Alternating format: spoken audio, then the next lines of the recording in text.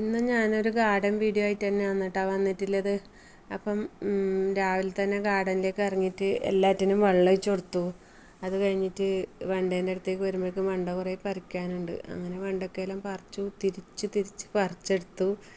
അപ്പോഴത്തേക്കും ഇതെല്ലാം നല്ല നീണ്ടിട്ട് ഇതെല്ലാം ഇതിൻ്റെ തലയെല്ലാം മുറിക്കാനായിട്ടുണ്ട്. അപ്പം എല്ലാ പച്ചക്കറിയെല്ലാം ഒന്ന് പറിച്ചു കൊടുത്തതിന് ശേഷം ഇതെല്ലാം ഒന്ന് കട്ട് ചെയ്ത് കൊടുക്കാമെന്ന് വിചാരിച്ചു. നല്ല കട്ട് ചെയ്തിട്ട് കുറച്ച് മണ്ണും വളമെല്ലാം ഇട്ട് കൊടുക്കുക. അപ്പോഴത്തേക്ക് ഇതവിടെ ഒരു തക്കാളി വരയ്ക്കാനായിട്ടുണ്ട്. എന്ത് നല്ല തക്കാളി. ഇത് കണ്ട, ഇത് എൻ്റെ ചീര. അതിന് മുന്നേ ഞാനൊരു വീഡിയോ ഇട്ടിട്ടുണ്ടായിരുന്നു ചീര നടുന്നത്. അപ്പോൾ ആ ചീരയാണ് ഇത്. കണ്ട നല്ല ഉഷാറായിട്ട് വരുന്നുണ്ട്. ഇനി കുറച്ച് ഇതിനും വളമെല്ലാം ഇട്ട് കൊടുക്കണം. അത് കഴിഞ്ഞിട്ട് വഴുതനേൻ്റെ അടുത്ത് പോകുമ്പോഴേക്കും നോക്ക്, ആടെ 2-3 പറിക്കാനായിട്ടുണ്ട്. വഴുതനങ്ങയും വെണ്ടയെല്ലാം കിട്ടി. അപ്പോൾ ഇന്ന് സാമ്പാർ വെക്കാനെല്ലാം വേണ്ടുന്ന പച്ചക്കറിയെല്ലാം കിട്ടി, തക്കാളിയും കിട്ടി. അപ്പോൾ ഇന്ന് സാമ്പാർ തന്നെ ഉറപ്പിച്ചു ഉച്ചക്കേക്ക്. ഇത് നോക്കറ, അപ്പോഴത്തേക്ക് ഇവിടെ ഒരു വഴുതനങ്ങ നല്ല പോലെ മൂത്തിട്ട് പഴുത്തിട്ടുണ്ട്. ഇത് പറിച്ചെടുക്കുക. അതിന് 2-3 ദിവസം വെയിലത്ത് വെച്ചിട്ട് അതിൻ്റെ വിത്തെല്ലാം ഒന്ന് എടുത്തിട്ട് ഉണക്കിയിട്ട് കുറച്ച് തൈയെല്ലാം ഉണ്ടാക്കാൻ. മഴക്കാലമല്ലേ വരുന്നത്, വഴുതനങ്ങയെല്ലാം ഉണ്ടാവും. അപ്പോൾ അതിൻ്റെ തയ്യം ഒന്നുണ്ടാക്കണം. അപ്പോൾ ഇത് കണ്ട, ഞാൻ നട്ടുകൊടുത്ത ചീര തയ്യൽ നല്ല ഉഷാറായിട്ട് വളരുന്നുണ്ട്.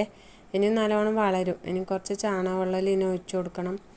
പിന്നെ ഞാൻ ഈ വെണ്ടര നീണ്ടു പോയ തണ്ടലൊന്ന് മുറിച്ചു കൊടുത്തു.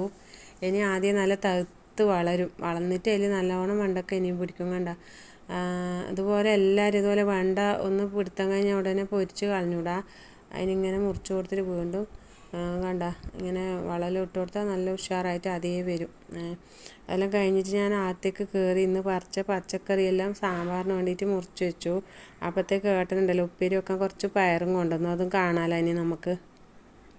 ഇത് കണ്ട, കുറച്ച് പയറ് മീറ്റർപ്പയറാണ് ഏട്ടനിപ്പം വരുമ്പം കൊണ്ടുവന്നതാ.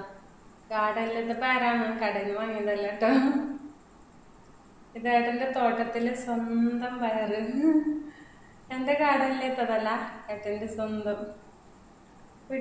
പിടിക്കാൻ തുടങ്ങിയിട്ടില്ലെന്നാ പറഞ്ഞത്.